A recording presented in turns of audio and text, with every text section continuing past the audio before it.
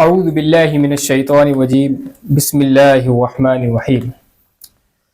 قد افلح المؤمنون الذین هم فی صلاتهم خاشعون والذین هم عن اللغو معرضون والذین هم للزکاة فاعلون۔ یہاں سے 18ویں پارے کی شروعات ہوتی ہے۔ 18ویں پارے کے شروع میں اللہ تبارک و تعالی نے چند مؤمنین کا ذکر کیا ہے کہ یہ مومن اگر یہ کام کرتے رہیں گے تو تب تک کامیاب رہیں گے، یعنی کامیاب مومنین کا ذکر کیا ہے۔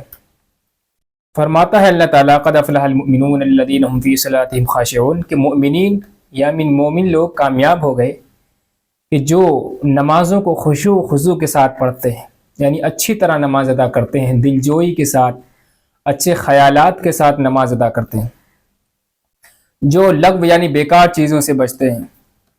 جو زکوٰۃ ادا کرتے ہیں، والذین هم لفروجہم حافظون جو اپنی شرمگاہوں کی حفاظت کرتے ہیں۔ تو یہ تمام چیزیں اللہ تعالیٰ نے مؤمنین کی صفات میں سے بتائی ہیں۔ پھر آگے اللہ تبارک و تعالیٰ نے سورہ نور کے ابتدائی آیات میں بیان فرمایا ہے الزانیۃ والزانی فاجلدوا کل واحد منہما 100 جلدہ۔ اس میں حد کو بیان کیا ہے کہ اگر کوئی آدمی یا کوئی عورت جس کی شادی نہ ہوئی ہو وہ آپس میں زنا کر لیں، اور زنا جو ہے گواہوں کے ذریعے عدالت میں ثابت ہو جائے، اور 4 گواہ ایسے ہوں جو زنا کرتے ہوئے جنہوں نے دیکھا ہو اپنی آنکھوں سے، تو ایسی صورت میں اسلامی حکومت اگر ہوگی تو عدالت اس کو 100 کوڑے لگانے کا حکم جاری فرمائے گی، یعنی جو زنا کر لے گا اس کے 100 کوڑے لگیں گے۔ اصل میں زنا ثابت کرنے کے لیے جتنی بڑی سزا ہے اتنی ہی بڑی شرطیں ہیں اس کی کہ زنا کب ثابت ہوتا ہے۔ زنا ثابت کرنے کے لیے 3 چیزیں ہونا ضروری ہے، 4 گواہ ہوں، یا پھر زنا کرنے والا خود اعتراف کر لے اپنے جرم کا کہ میں نے ہاں زنا کیا تھا، یا پھر کسی لڑکی کی شادی نہیں ہوئی تھی لیکن اس کے حمل ٹھہر گیا ہو، یعنی اس کے پیٹ میں کوئی بچہ ظاہر ہوا ہو، تو ایسی صورت میں اس عورت سے پوچھا جائے گا تیری شادی تو نہیں ہوئی ہے تو بچہ کہاں سے آیا؟ تو ایسی صورت میں اس کو 100 کوڑے لگائے جائیں گے۔ اسی طرح اگر کسی نے کسی لڑکی پر، معصوم لڑکی تھی بیچاری، بے گناہ لڑکی تھی، اس پر زنا کا الزام لگا دیا تو زنا کا الزام لگانے والے پر بھی کوڑے لگائے جائیں گے، یعنی جتنی بڑی زنا کی سزا ہے اتنا ہی بڑا جرم ہے کسی کے عزت سے کھلواڑ کرنا، کسی معصوم اور بھولی بھالی لڑکی پر زنا کا الزام لگانا۔ تو زنا کا الزام لگانے کی صورت میں بھی 80 کوڑے لگائے جائیں گے۔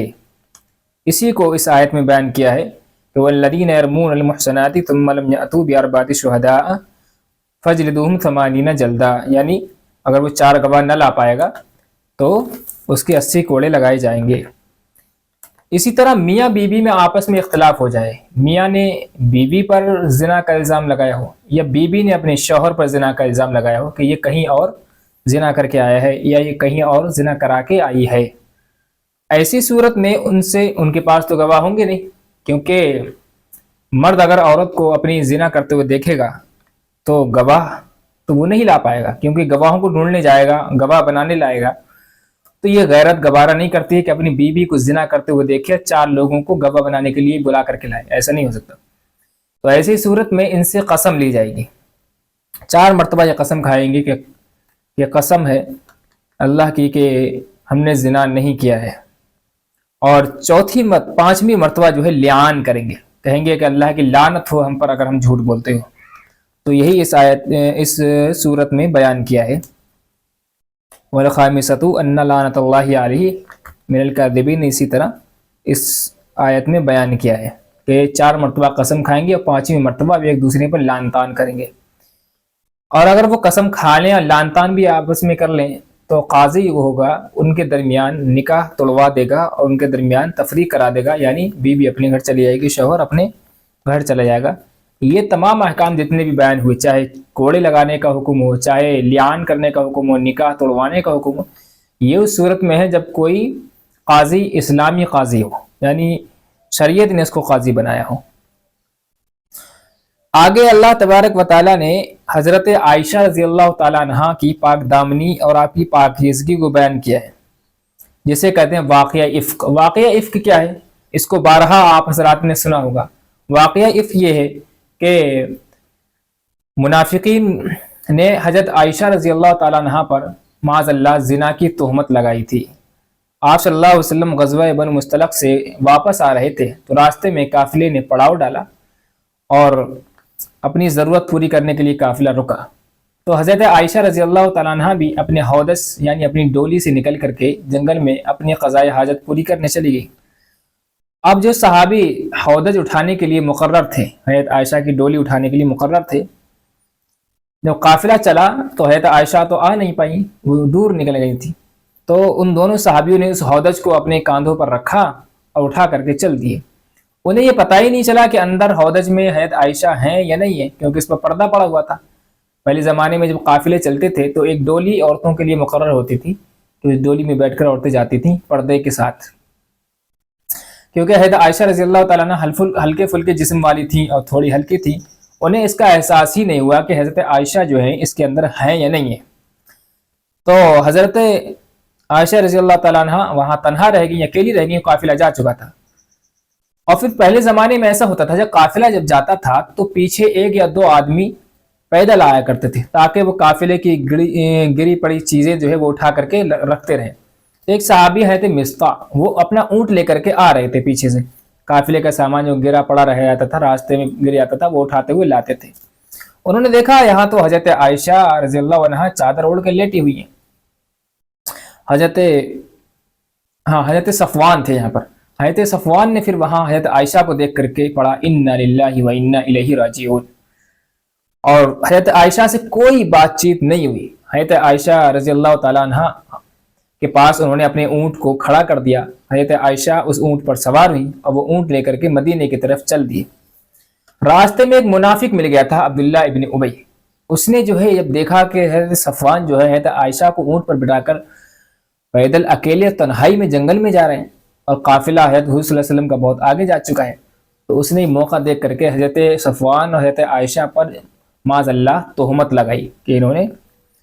جو ہے آپس میں کچھ کر لیا ہے۔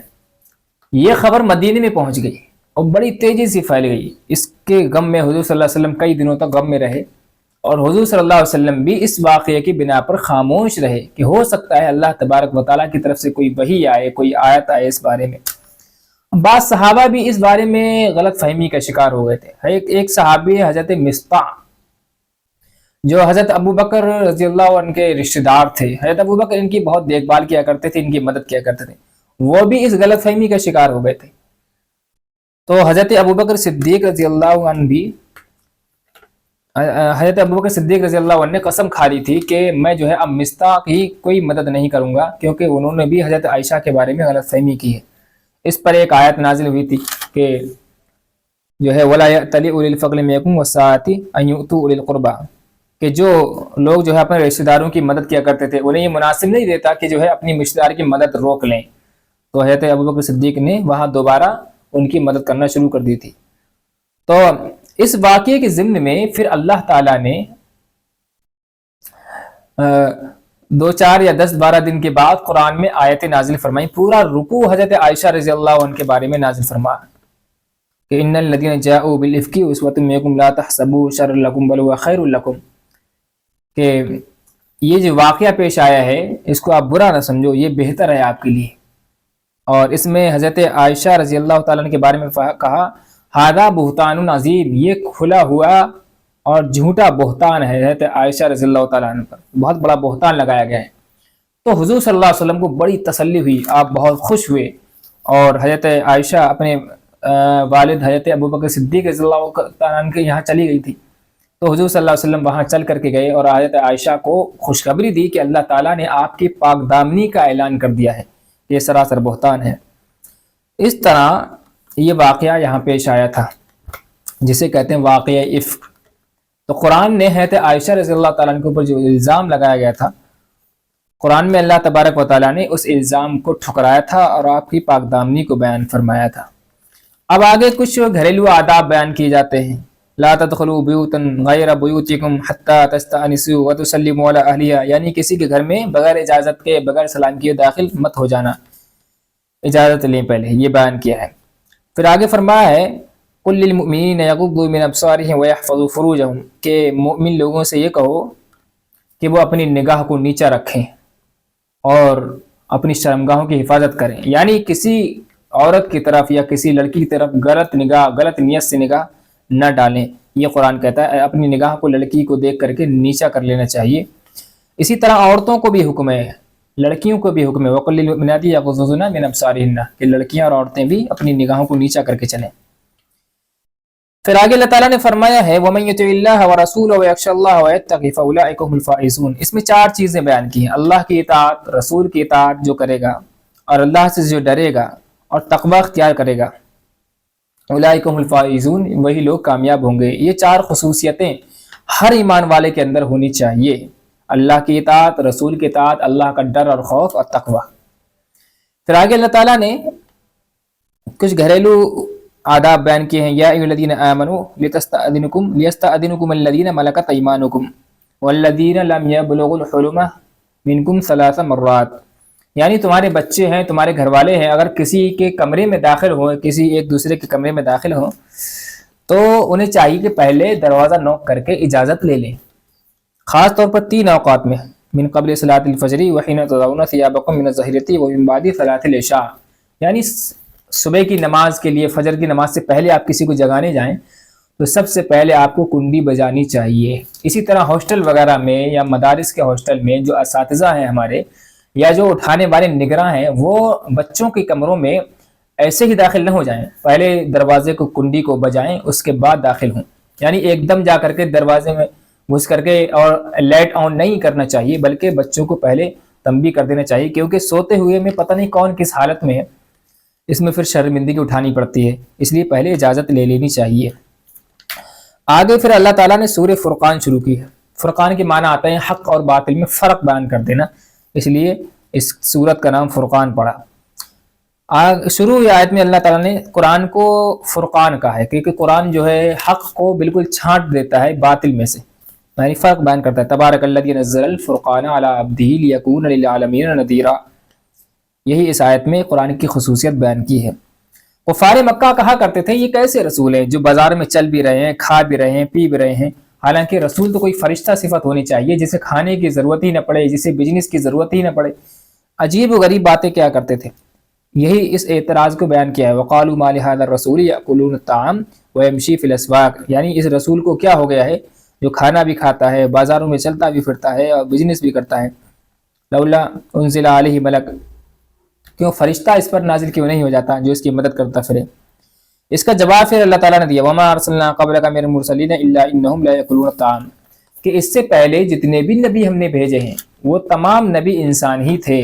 کھانا بھی کھاتے تھے، بازاروں میں بھی جاتے تھے، خرید و فروخت بھی کیا کرتے تھے، سب کام کیا کرتے تھے، تو اس میں کوئی تعجب کی بات نہیں ہے۔ آگے پھر ہاں یہیں تک سورہ فرقان یعنی 18واں پارہ مکمل ہوتا ہے۔ انشاءاللہ اگلی ویڈیو میں ہم سورہ کیا نام ہے 19ویں پارے کا خلاصہ بیان کریں گے۔